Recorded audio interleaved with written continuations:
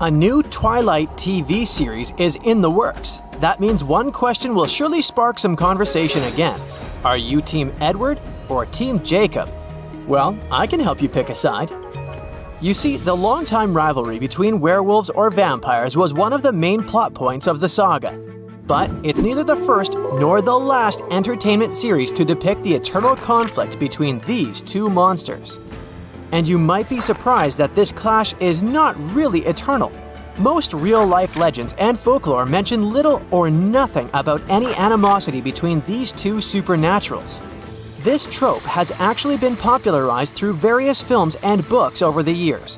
The 1944 movie House of Frankenstein and its sequel, House of Dracula, that came a year later, were the first two films in which there was shared screen time of both the vampire and the werewolf characters. Still, there were no traces of a feud in both of them. But the movies were incredibly successful in uniting these creatures of the night in a thrilling monster mashup that the studio released one last comedy horror film to conclude the series in 1948. With that, Abbott and Costello Meet Frankenstein became the first movie to show a werewolf fighting against a vampire. Yet again, the notion of a well-established rivalry between these creatures didn't gain popularity until several decades later. It was the emergence of two of the most popular film series, aka Underworld and Van Helsing movies, which further helped shape this rivalry. What made the Twilight Saga different from these, however, was the fact that it used not only a primal rivalry, but a rivalry in love as well. There are quite a few TV shows that jumped on the fur against fangs bandwagon too.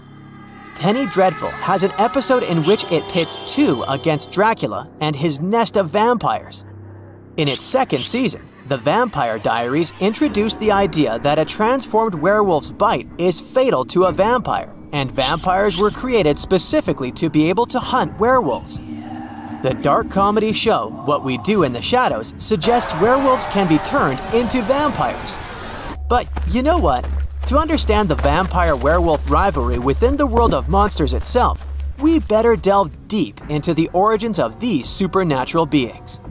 If we were to do some brainstorming around the word werewolf, the list of elements that will come to our minds might include these: the full moon, silver, hairy half-man, lycanthropy, aka the ability to transform into a wolf, and an incurable curse. But you see, the concept of werewolf as we know it today has been through many transformations, pun intended. For example, there are more ways one can become a werewolf than to get bit, and the change isn't always out of control or permanent. Yet again, one thing remains constant both in horror movies and old monster tales. Werewolves are usually depicted as cunning, fast, agile, and evil, which makes them truly dangerous and terrifying. Then, accordingly, one might assume this aggressive creature originated from the medieval and early modern eras, born out of the superstitions associated with medicine, magic, or witchcraft, like many other myths and legends. But in reality, the origins of the werewolf extend much further back in history. And the fascinating thing is, similar kinds of transforming into vicious animal types of stories exist in so many cultures around the world. Although tracking down the exact origin of the werewolf legend is tricky, the Epic of Gilgamesh, one of the oldest known written works on the planet, is a likely candidate. In it, Gilgamesh refuses to become the lover of the female deity Ishtar due to her mistreatment of her past suitors. And by mistreatment, I mean she turned a shepherd into a wolf, which consequently made him the enemy of his own sheep and dogs. However, the werewolf as we know it today first appeared in ancient Greece and Rome in ethnographic, poetic, and philosophical texts. For example, Greek historian Herodotus described a nomadic tribe of magical men who changed into wolves once every year for several days, and then changed back to their human shape. By the way, Ovid's text is one of the only ancient sources that goes into detail on how the transformation happens. So it's fair to say this early portrayal has significantly shaped the monstrous werewolf archetype in modern fiction. In addition to the 1941 movie, The Wolfman, that is. And there's one other fun fact. Lycaon's name and the word lycanthropy both come from the Greek word lykos, which means wolf. Just connecting the dots here.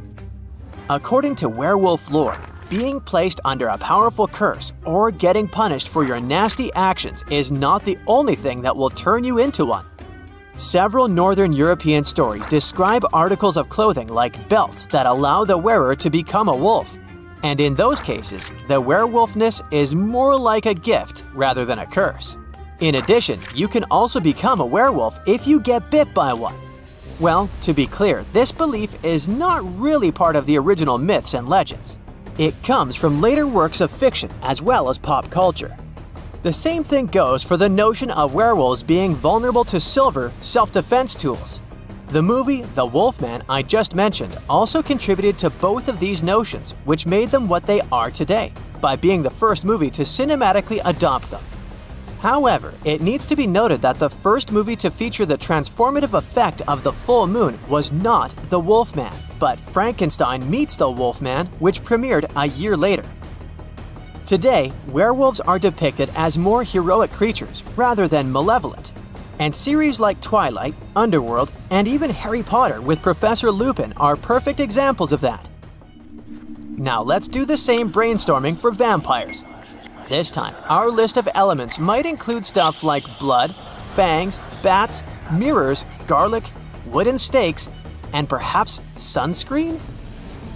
So although cultures such as the Mesopotamians, ancient Greeks, Manipuri, and Romans had tales of evil supernatural beings that are considered precursors to modern vampires, the folklore for the entity known as the vampire today originates almost exclusively from early 18th century southeastern Europe, when the oral traditions of different ethnic groups in the region were documented.